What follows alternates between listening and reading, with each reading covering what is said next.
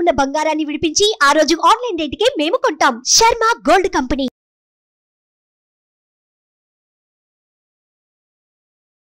నమస్తే, welcome to Suman TV. నేను మీ యామ్ని. ప్రస్తుతం మనతో ఉన్నారు ప్రముఖ ఆధ్యాత్మికవేత్త డాక్టర్ అనంతలక్ష్మి గారు ఉన్నారు. అమ్మతో మనం మాట్లాడదాం. నమస్తే అమ్మ. నమస్తే తల్లి.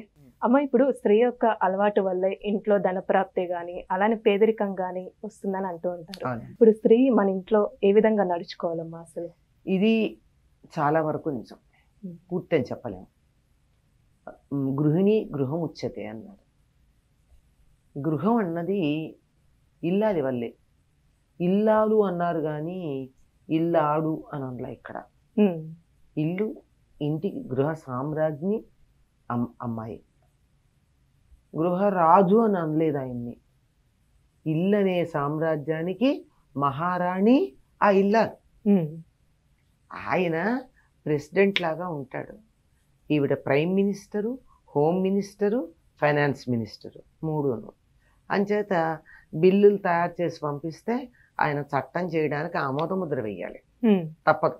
ప్రెసిడెంట్ ఆమోదముద్ర వేయాల్సిన వాడే కదా. కాకపోతే ఇంకోసారి ఆలోచించు అని చెప్పాలి, అంతే తప్ప అల్టిమేట్గా ఆమోదముద్ర వేయాలి. ఇది మన రాజ్యాంగం కానీ గృహ రాజ్యాంగం కానీ నడిచేటటువంటి విధానం. కనుక ఈ ఫైనాన్స్ కానీ ఆంతరంగిక విషయాలు కానీ హోమ్ మినిస్టర్ కూడా ఆవిడే కదా. ఇవన్నీ సభ్యంగా ఉండాలంటే ఎవరి వల్ల జరుగుతాయి? ఆవిడ వల్లే జరుగుతాయి. కనుక ఆవిడ అలవాట్ల వల్ల ఇల్లు బాగుండడమా అధోగతి పాలవడమా అన్నది అవుతుంది అని మనకి చెప్తూ ఉంటారు. కానీ ఒక ఇల్లు అభివృద్ధిలోకి రావడమైనా, అభివృద్ధి కాకుండా అధోపాతాళానికి వెళ్ళిపోవడం అన్నా కుటుంబ సభ్యులందరి యొక్క ప్రవర్తన మీద ఆధారపడుతుంది. ఆవిడ తెల్లవారుజామున 4 గంటలకే లేచి గుమ్మంలో ముగ్గు వేసి పసుపు రాచి మహాలక్ష్మిని ఆవాహన చేసి ఆహ్వానం చేయడానికి సిద్ధంగా ఉండి వంటింట్లో దీపం పెట్టుకుంది, దేవుడి గదిలో దీపం పెట్టి అంతా చేసింది. కానీ భర్త గారు నెగడదన్ని ముసుగేసుకు పడుకున్నాడు అనుకో, ఆవిడ పిలిచింది కానీ నేను ఇంట్లోకి రానని వెళ్ళిపోతుంది. ఆవిడ బాగుంది, పిలిచిన ఆవిడ బాగానే ఉంది, కానీ నేను వచ్చి కూర్చోడానికి చోటేది? కూర్చోడానికి చోటు లేకుండా ముళ్ళు ఉన్నాయి అక్కడ, ఇంకా నిద్రపోతున్నారు ముసుగుదాన్ని అంచేత వెళ్ళిపోతుంది. కుటుంబ సభ్యులందరి యొక్క ప్రవర్తన కారణమవుతుంది. కాకపోతే కుటుంబ సభ్యుల ప్రవర్తనని సరిచేసే అధికారం ఇంట్లో ఇల్లాలికి ఉంది. గృహనీతి విద్యకు గృహము అని శకుంతల చెప్తుంది. ఆచార్యకత్వంబు, ఇంట్లో వాళ్ళందరి ప్రవర్తనకి ఆచార్యలాగా ఉంటుందిట. అంటే ఇంట్లో వాళ్ళు ఎలా ప్రవర్తించాలో తాను అలా ప్రవర్తించి చూపించి వాళ్ళని సన్మార్గంలోకి సదాచారం కలిగేటట్టుగా ప్రేరణ ఇస్తుంది. గనక ఈ ఆవిడ సదాచారం కలిగి ఉంటే ఇంట్లో వాళ్ళందరికీ మంచి ప్రవర్తన ఉంటుంది. ఆయన తెల్లారుదాం 4ంటికి లేచి ఈవిడ 9 దాకా పడుకునే ఆవిడైతే అసలు సదాచారానికి అవకాశం ఎక్కడుంది? ఈవిడ తెల్లవారుదాం లేచిందంటే ఆయన్ని లేపే అవకాశం ఉంది, ఆయన కూడా అలవాటు చేసే అవకాశం ఉంది. పిల్లలు ఎట్టి పరిస్థితుల్లో తల్లి కొంగు పట్టుకునే ఉంటారు 5 ఏళ్ల దాకా కనీసం. కనుక పిల్లలలో సత్ప్రవర్తన రావాలంటే కూడా తల్లి సత్ప్రవర్తన కలిగిందైతేనే వీలవుతుంది.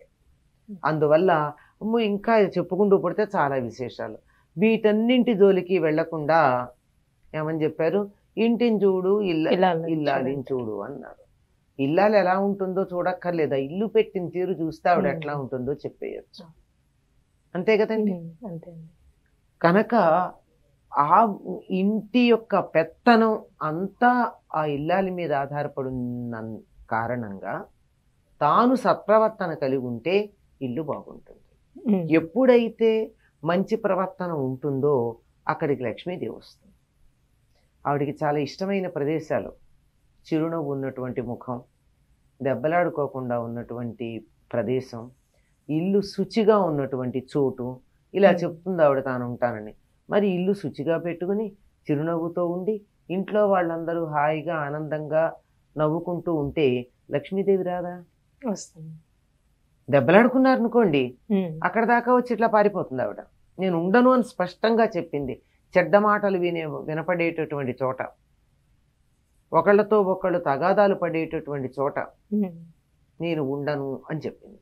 కనుక ఇంట్లో తగాదాలు లేకుండా చక్కగా ఉండడం అనేటటువంటిది పిల్లల దగ్గర నుంచి అందరికీ అలవాటు చేసేటటువంటి గురుస్థానంలో ఉన్న తల్లి సరిగ్గా ఉంటే ఇల్లు బాగుంటుంది. కనుక ఆవిడ బాగుంటే ఇంట్లో అంతా బాగుంటుంది అని మన వాళ్ళ చాలా మంది దృష్టిలో బాగుండడం అంటే డబ్బు రావడం. అంచేత అప్పుడు లక్ష్మి కూడా వస్తుంది. చక్కగా పొదుపుగా ఇల్లాలు ఉన్నటువంటి వస్తువులను సద్వినియోగం చేస్తూ ఉన్నట్టయితే మరి లక్ష్మి ఆహ్వానం పలికినట్టే కదా లక్ష్మీదేవికి. కనుక రాక తప్పదు. దుర్వినియోగం చేయనటువంటి తోట లక్ష్మీదేవి తాను ఉంటానన్నదే. అన్నం నింద్యాత్ అన్నారు. అన్నాన్ని నిందించకూడదు. అన్నం దగ్గర కానీ దెబ్బలాడుకున్నా, అన్నాన్ని తిట్టినా, వంట బాగుండలేదన్నా, భోజనం దగ్గర కోపాలు వచ్చి ఫ్లయింగ్ సాసర్స్ ఎగిరినా ఆ ఇంట్లో అన్నం పుట్టదు. ప్రతిరోజు రుచికరంగా ఉండకపోవచ్చు, ఎప్పుడో ఏదో తేడా వస్తుంది తెచ్చిన పదార్థాల్లో కానీ, లేదా మన అంచనాగా వేసేటటువంటి దాంట్లో కానీ కొంచెం తేడా వచ్చి బాగుండకపోతే దానికి హంగామా చేయాలా? కొంచెం సర్దుకుని తినాలి. ఉప్పు తక్కువైతే వేసుకోవాలి, కారం ఎక్కువైతే ఉప్పు కలుపుకోవాలి, లేదంటే కొంచెం పంచదార వేసుకోవాలి. అది లేదంటే వదిలిపెట్టాలి. అందుకని తిట్టక్కర్లేదు కదా, నిందించక్కర్లేదు కదా. అలా గనక ఉన్నట్టయితే ఆ ఇంట్లోకి అన్నాన్ని నిందించినట్టయితే ఆ ఇంట్లోకి అన్నం రాదు. అన్నం కూడా లక్ష్మీ స్వరూపమే కదా.